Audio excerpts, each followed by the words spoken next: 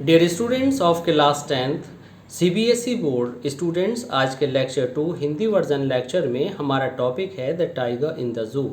Students, इस pome को लिखा है लेज़ली नॉरिस ने और ये जो पोएट हैं स्टूडेंट्स, आइए थोड़ा सा इनके बारे में जान लेते हैं। इनका पूरा नाम जॉर्ज लेज़ली नॉरिस था, जो कि प्राइज़ विनिंग वेल्श पोएट और शॉर्ट स्टोरीज राइटर रहे हैं। स्टूडेंट्स, इन्होंने बहुत सारे एकेडमिक इंस्टीट्यूशन में ब्रिटेन से लेकर यूनाइटेड स्टेट्स तक और साथ में ब्रिघम यंग यूनिवर्सिटी में भी अध्यापन कार्य किया, टीचिंग किया।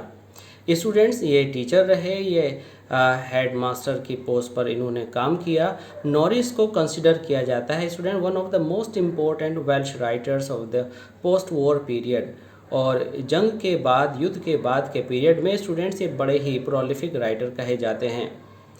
इनकी लिटरेरी पब्लिकेशंस के लिए स्टूडेंट्स इन्होंने बहुत सारे प्राइजेस हासिल किए हैं। ये जो पोएट हैं स्टूडेंट्स, ये बहुत ही कीन ऑब्जर्व रहे हैं और ये बारीकी से किसी भी चीज़ को ऑब्जर्व करते थे और लिखा करते थे, और the tiger in the zoo इनकी एक स्पेसिमेन है। इसमें ये टाइगर को स्टूडेंट्स ऑब्जर्व करते हैं और ये पाते हैं कि टाइगर जो कि पिंजरे के अंदर है और वह टाइगर जो पिंजरे के बाहर है, दोनों में फ्रीडम की वजह से और कन्फाइनमेंट की वजह से क्या क्या अंतर आ जाते हैं। अर्थात ये रिप्रेजेंट करते हैं कि एक एनिमल और एनी ह्यूमन बीइंग जो कि कन्फाइंड है और दूसरा जो कि फ्री है, दोनों की जो फैकल्टीज़ ऑफ माइंड है और फैकल्टीज़ ऑफ बॉडी हैं, दोनों में बड़े डिफरेंसेस हैं। सब कुछ होने के बाद भी कन्फाइंड लिविंग बीइंग अपनी उस पावर को यूज़ नहीं कर पाता जो कि फ्रीडम में यूज़ की जा सकती है।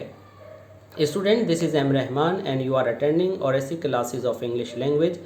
Students, to continue your syllabus, please subscribe our channel ORSE classes of English language, and if you like our lectures, student, please like, comment and share. Now students, let's begin with stanza number 4. Students, in stanza number 3 में आपने देखा था कि आपने सुना और study किया कि वह टाइगर जो कि पिंजरे से बाहर जंगल में घूमता है, स्टूडेंट्स उस टाइगर में क्या एक्टिविटीज़ होती हैं। वह अपने दांतों से, अपनी फेरोशियस पावर से स्टूडेंट्स दूसरे को डरा सकता है। वह अपने फैंग्स, अपने नुकीले दांतों से, अपने क्लॉज से अटैक कर सकता है। जबकि in stanza number 4, the tiger, he is locked in a concrete cell. Concrete means पत्थर और सीमेंट से बनी हुई, cell means एक कोठरी, एक नैरो रूम जिसमें वह टाइगर लॉक है। वह क्या करता है, his strength behind the bars, उसकी सारी जो स्ट्रेंथ है, जो सारी शक्तियाँ, जो सारी पावर हैं, वह उन सलाखों के कमरे के पीछे बिल्कुल असहाय हो गई हैं और वह अनेबल हो गया है। इट मीन्स वह टाइगर जो कि कंक्रीट सेल में बिहाइंड द बार्स, सलाखों के पीछे रहता है स्टूडेंट्स, वह अपनी फेरोशियस इंस्टिंक्ट को, अपनी फेरोशियस कैरेक्टरिस्टिक को बिल्कुल भी अच्छे से रिप्रेजेंट नहीं कर सकता, उसको अच्छे से यूज़ नहीं कर सकता है। Stalking the length of his cage ignoring visitors, और स्टूडेंट्स वह क्या कर सकता है, वह अपने विजिटर्स को इग्नोर करेगा, चूँकि उनके ऊपर वह अटैक नहीं कर सकता और उनका कुछ भी नहीं बिगाड़ सकता। उसके पास शक्तियां हैं लेकिन उनका यूज़ नहीं कर सकता, और वह अगर कुछ कर सकता है तो stalking in the length of his cage, वह अपने केज की छोटी सी जगह के अंदर केवल चहलकदमी कर सकता है, छोटे छोटे स्टेप्स में इधर से उधर टहल सकता है, बस। तो स्टूडेंट्स, एक बार फिर सारा इस स्टैंजा को हम देखते हैं कि यहाँ पर पोएट ने क्या बताने की कोशिश की है।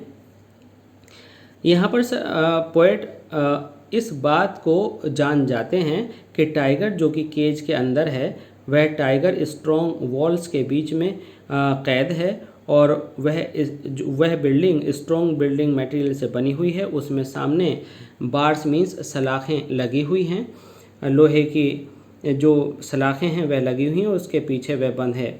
वह आगे कहते हैं कि जो उसकी फेरोशियसनेस वाली जो क्वालिटी है, जो भयंकर उसकी पावर्स हैं, वह इन बार्स के पीछे यूजलेस साबित हो सकती हैं, और वह केवल छोटे छोटे कदमों से इस पिंजरे में टहल सकता है, और अगर वह अपने विजिटर्स को प्रे मानकर उनको अटैक करना चाहे तो वह नहीं कर सकता। तो स्टूडेंट्स, ये था ये स्टैंजा नंबर 4। अब आइए देखते हैं कि इसमें पोएटिक ब्यूटी क्या है।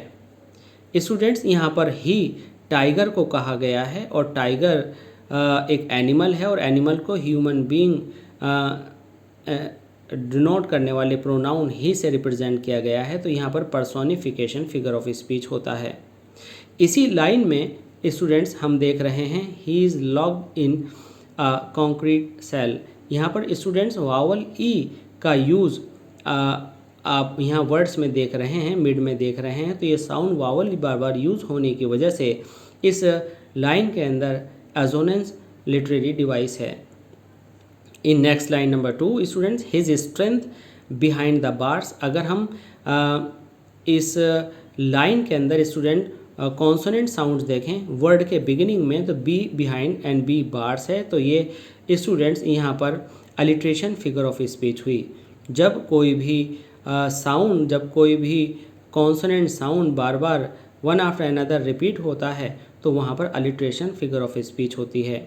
अब स्टूडेंट्स इसके अंदर हम देखें तो हिज में एस कॉन्सोनेंट साउंड, इसमें स्ट्रेंथ में टी एच का साउंड और बिहाइंड में डी एंड एस। ये कॉन्सोनेंट साउंड्स स्टूडेंट्स वर्ड के लास्ट में बार बार हमारे सामने आए हैं। तो यहाँ पर कॉन्सोनेंट साउंड्स के रिपीटिशन होने की वजह से यहाँ पर कॉन्सोनेंस फिगर ऑफ स्पीच या कॉन्सोनेंस पोएटिक डिवाइस होगी। इसकी स्टूडेंट्स जो राइमिंग स्कीम है cell A, bars B, cage C. These sounds are differ but the sound of visitors it matches with bars, so the rhyming scheme is BB. It means the rhyming scheme of this stanza is ABCB. Now let's come to the stanza number 5. Students, when this tiger is behind the bars, जब यह tiger bars के पीछे locked है तो अब night का समय आता है और रात में वह अकेला प्राणी क्या कर सकता है। He hears the last voice at night.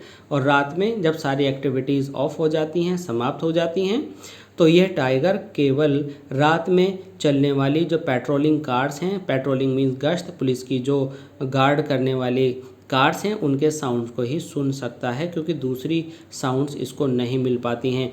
जबकि वह टाइगर जो फॉरेस्ट में रहता है, various types of sounds of animals, rustling leaves और बहुत सारी दूसरी तरह की आवाज़ों को, पेड़ों की झुरमुट की आवाज़ों को और पत्तियों के सरकने की आवाज़ों को, पत्तियों के साउंड्स को, किसी एनिमल के पत्तियों पर पैर रखकर चलने के साउंड को, एक पेड़ से दूसरे पेड़ पर कूदने वाले साउंड को सुन सकता है। जबकि यहाँ पर जो टाइगर बिहाइंड द बार्स है वह केवल ऑन रोड पेट्रोलिंग कार्स की साउंड्स को सुन सकता है। और वो देख सकता है केवल स्टेयर्स मीन्स घूर सकता है विद इज ब्रिलियंट आइज, अपनी चमकदार आंखों से केवल चमकदार सितारों को। उसके पास उसका स्टूडेंट्स कोई दूसरा ऑप्शन नहीं है। तो यहाँ पर हम देख रहे हैं कि स्टूडेंट्स जो टाइगर बिहाइंड द बार्स है उसकी अनेबिलिटी बहुत ज़्यादा है, अनेबिलिटी बहुत ज़्यादा है और वह सारा ही अनेबल है और वह अपनी किसी भी पार का यूज़ नहीं कर पाता है। स्टूडेंट्स, इसके पैराफ्रेज को हम इस तरह से समझ सकते हैं, एक बार इसको फ्लो में देख लें। पोएट यहाँ पर कहते हैं कि रात के दौरान वह पेट्रोलिंग कार्स के साउंड को सुनता है और पेट्रोलिंग कार्स वह व्हीकल हैं जिसमें पुलिस रात को गश्त करती है और सिटी को और एरियाज़ को गार्ड करती है। इसलिए रात में जो उसके पास मात्र सुनने वाले साउंड्स हैं वो इन व्हीकल्स के साउंड्स हैं। और अगर देखने के लिए कुछ है तो वह अपनी शाइनी आँखों से शाइनिंग स्टार्स को देख सकता है, क्योंकि उसके पास वहाँ और कोई दूसरा वे या दूसरा कोई सोर्स नहीं होता जिसको वह ऑब्ज़र्व कर सके। स्टूडेंट्स, इस तरह से हम ये भी कह सकते हैं कि वो स्टार्स को देख करके अपने थॉट्स को, जो कि कन्फाइनमेंट से डिप्रेस्ड हैं, सप्रेस्ड हैं, उनको अवॉइड करने की कोशिश करता है। उनसे अपने ध्यान को हटाने के लिए वह स्टार्स को देखता है। अब आते हैं स्टूडेंट्स इसकी पोएटिक डिवाइस को डिस्कस करने के लिए। तो हम देखते हैं कि यहाँ पर फिर ही आया है। ही एक प्रोनाउन है जो कि ह्यूमन बींग्स के लिए यूज़ किया जाता है, बट ये ही जो है एक टाइगर है। तो यहाँ पर पर्सोनिफिकेशन फिगर ऑफ स्पीच है। स्टूडेंट्स, आफ्टर दिस आप देखते हैं कि लाइन नंबर 3 एंड 4 में लाइन नंबर 3 के बाद कोई पंक्चुएशन मार्क नहीं आया, इसलिए यहाँ पर ये एंजेममेंट आपका लिटरेरी डिवाइस है और एंजाइममेंट वो लिटरेरी डिवाइस होती है जिसमें कॉन्सिक्यूटिव लाइंस के अंदर कोई पंक्चुएशन मार्क नहीं आता है। तो इन 2 लाइंस में, 3rd and 4th लाइंस में आपका जो फिगर ऑफ स्पीच है, जो पोएटिक डिवाइस है, वो एंजाइममेंट है।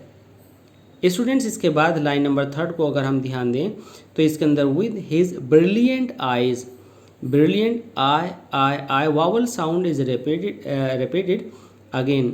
So assonance literary device is used in this line. In this way H, he and hers, तो यहाँ पर 2 वर्ड हैं जो कि H you can say consonant sound से बिगिन हुए हैं। तो इन 2 बिगिनिंग्स की वजह से यहाँ पर अलिट्रेशन फिगर ऑफ स्पीच होगा। अब आइए देखते हैं इसकी राइमिंग स्कीम को। तो स्टूडेंट्स इसकी जो राइम स्कीम है वह है नाइट, एक पर्टिकुलर साउंड तो हमने नाम दिया इसको ए, कार्स ए डिफरेंट साउंड हमने नाम दिया बी, आइज सी, तो तीनों ही साउंड्स डिफरेंट हैं इसलिए हमने अलग अलग उनको नेम दिए हैं। अब यहाँ पर हमने जो देखा at the brilliant stars, stars and cars both rhyme together, that's why they sound alike, so B and B. In this way our rhyme scheme is A B C B. तो इस तरह से स्टूडेंट्स ये poem यहाँ पर पूरी होती है। आई होप कि आपने इस पोएम को इस हिंदी वर्जन में जो हमारे इस लेक्चर के अंदर आने वाले 2 स्टैंजास थे उनको पूरी तरह से समझ लिया होगा। I hope you have like this lecture very well. And students अगर आपको लेक्चर पसंद आया और आप डेफिनेटली आगे इसको जारी रखते हैं तो प्लीज़ हमारे इस चैनल को सब्सक्राइब ज़रूर कीजिएगा और लाइक, कमेंट एंड शेयर ज़रूर कीजिएगा। धन्यवाद।